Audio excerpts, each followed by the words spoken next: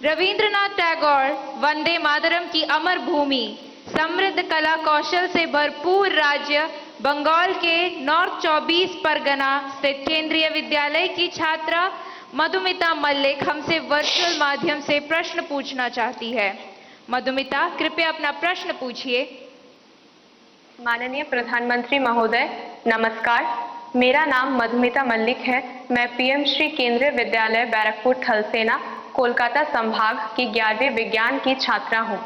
मेरा आपसे यह प्रश्न है, आप उन छात्रों को क्या सलाह देना चाहेंगे जो अपने करियर के बारे में अनिश्चित हैं या किसी विशेष करियर या पेशे को चुनने के बारे में दबाव महसूस करते हैं? कृपया इस विषय पर मुझे मार्गदर्शन करें। धन्यवाद महोदय। धन्यवाद मधुमिता। पीएम सर, भगवान कृष्ण की उपदेश भूमि, वीर बहादुर खिलाड़ियों के प्रदेश हरियाणा पानीपत के द मिलेनियम स्कूल की छात्रा अदिति तनवर ऑनलाइन माध्यम से जुड़ी हुई है और आपसे मार्गदर्शन चाहती है। अदिति, कृपया अपना प्रश्न पूछिए।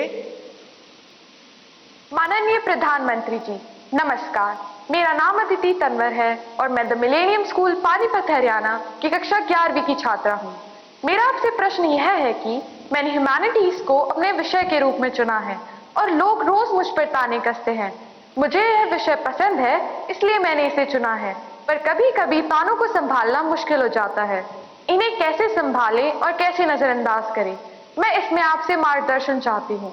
धन्यवाद श्रीमान, नमस्कार। Thank you Aditi. मधुमिता और अदिति तथा इन जैसे कुछ विद्यार्थी जीवन में करियर के चयन में दबाव अनुभव करते हैं। सर, एक विशेष करियर या स्ट्रीम चुनने की मानसिकता के दबाव की समस्या का कैसे समाधान करें? मुझे नहीं लगता है कि आप स्वयं कंफ्यूज हैं, आप स्वयं उलझन में हैं, ऐसा मुझे नहीं लगता है। हकीकत यह है कि आपको अपने पर भरोसा नहीं है, आपका अपने सोचने के संबंध में दुविधा है और इसलिए आप 50 लोगों को पूछते रहते हैं, क्या लगता है ये करूं तो, क्या लगेगा ये करूं तो। आप खुद को जानते नहीं हैं और उसके कारण आप किसी के एडवाइस पर डिपेंडेंट रहते हो और जो व्यक्ति ज्यादा अच्छा लगता है आपको और जो एडवाइस आपको सबसे सरल लगती है, आप उसी को एडॉप्ट कर लेते हो। अब जैसे मैंने कहा कि खेलो, और बहुत कुछ होंगे जो आजकल बोर्ड लेकर के घर जाएंगे। मोदी जी ने कहा है खेलो खिलो, खेलो खिलो, अब मैं पढ़ूंगा नहीं, बस क्यों, उसने अपनी चीज पसंद कर ली है। मैं समझता हूं कि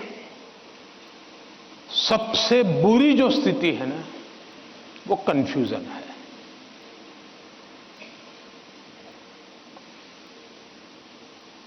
अनिर्णायकता है। अनिर्णायकता, आपने देखा होगा पुराने जमाने में ऐसी कथा चलती थी, कोई गाड़ी लेकर के जा रहा था और कुत्ता तय नहीं कर पाया, इधर जाओ उधर जाओ, और आखिरकार वो नीचे आ गया। यही होता है, अगर उसको पता है कि मैं उधर चला जाऊं तो हो सकता है कि वो ड्राइवर भी उसको बचा ले, लेकिन इधर गया इधर गया इधर गया तो ड्राइवर कितना ही एक्सपर्ट होगा, नहीं बचा पाएगा। हमें अनिश्चितता से भी बचना चाहिए, अनिर्णायकता से बचना चाहिए और निर्णय करने से पहले सारी चीजें हमने उसको जितने तराजू पर तोल सकते हैं तोलना चाहिए। दूसरा, कभी कभी कुछ लोगों को लगता है कि फलानी चीज वैसी है, ठीक नहीं चीज। अब मुझे बताइए, स्वच्छता का विषय अगर प्रधानमंत्री के रूप में देखें तो बहुत मामूली विषय है कि नहीं है? बहुत मामूली विषय है कि नहीं है? कोई भी कहेगा यार पीएम को इतने सारे काम है, ये स्वच्छता स्वच्छता करता रहता है। लेकिन जब मैंने उसके अंदर अपना मन लगा दिया, हर बार मैंने उसको अपना एक महत्व का साधन बना दिया, आज स्वच्छता देश का प्राइम एजेंडा बन गया कि नहीं बन गया?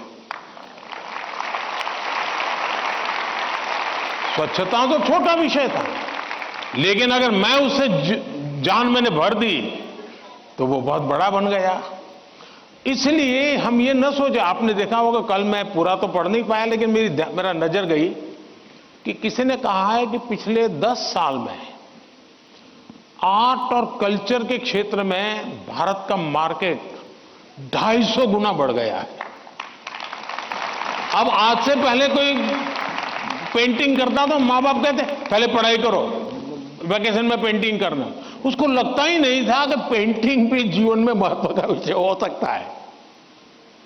और इसलिए हम किसी चीज को कम ना आके, हमारे में दम होगा तो हम उसको जान भर देंगे। हमारे में सामर्थ्य होना चाहिए और जो चीज हाथ में लें उसमें जी जान से जुड़ जाएं। हम आधे अधूरे, यार उसने ये लिया मैं ये लेता तो शायद अच्छा होता, उसने ये लिया मैं ये लेता तो अच्छा होता, ये उलझन आपको बहुत संकटों में डाल सकती है। दूसरा विषय है कि आज नेशनल एजुकेशन पॉलिसी ने आपके लिए बहुत सुविधा कर दी है। आप एक क्षेत्र में बढ़ रहे हैं लेकिन आपको कहा मन कर गया चलो एक और ट्रायल करना है तो आप शिफ्ट कर सकते हैं, आपकी राह बदल सकते हैं। आपको किसी पर बंधे रहने की जरूरत नहीं है, आप अपने आप प्रगति कर सकते हैं। और इसलिए अब शिक्षा में भी बहुत से, आज मैं भी एग्जीबिशन देख रहा था, मैं देख रहा था कि बच्चों की प्रतिभा जिस प्रकार से प्रकट हुई है प्रभाव करने वाली है। सरकार का आईएनबी मिनिस्ट्री सरकार की योजनाओं को कम्युनिकेट करने के लिए जो करे उससे ज्यादा मैंने देखा इन बच्चों ने बहुत अच्छा किया है। नारी शक्ति का महत्व इतने बढ़िया तरीके से रखा है। इसका मतलब यह हुआ कि किसी भी हालत में हमें निर्णायक होना ही चाहिए। और एक बार निर्णायक होने की आदत लग जाती है ना, फिर कंफ्यूजन नहीं रहता है। वरना तो आपने देखा होगा कि कभी हम रेस्टोरेंट में चले जाए परिवार के साथ, आप याद कीजिए, आप, मुझे तो वो मौका नहीं मिलता है लेकिन आपको मिलता होगा। रेस्टोरेंट में जाते होंगे, पहले आप सोचते होंगे मैं ये मंगवाऊंगा, फिर बगल वाले टेबल पर कुछ देखते हैं तो कहता है नहीं ये मंगवाऊंगा। फिर वो बैरा जो है कुछ और ट्रे में लेके जाकर दिखता है मुझे, यार ये कुछ और है, नहीं ये क्या है भाई, ये है, अच्छा मेरे वो 2 कैंसल ये ले आओ। अब उसका कभी पेट ही नहीं भरेगा जी, उसको कभी संतोष नहीं होगा। और जिस डिश आएगी तो उसको लगेगा यार इसके बजाय वो पहले वाला ले लिया होता तो अच्छा होता। जो लोग रेस्टोरेंट के डाइनिंग टेबल पर निर्णय नहीं कर पाते हैं वो कभी रेस्टोरेंट का या खाने का आनंद नहीं ले सकते हैं। आपको निर्णायक बनना पड़ता है।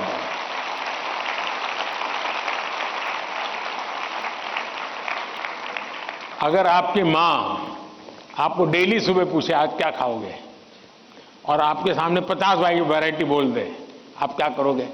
घूम फिर करके आ जाओगे, रोज खाते हो वहीं पर आके खड़े हो जाओगे। मैं समझता हूं कि हमें आदत डालनी चाहिए कि भाई हम निर्णायक बने। निर्णय लेने से पहले 50 चीजों को हम बारीकियां देखें, उसके प्लस माइनस पॉइंट देखें, प्लस माइनस पॉइंट के लिए किसी से पूछें, लेकिन उसके बाद हम निर्णायक बने। और इसलिए कंफ्यूजन किसी भी हालत में आप किसी के लिए अच्छा नहीं है। अनिर्णायकता और खराब होती है और उसमें से हमने बाहर आना चाहिए। Thank you.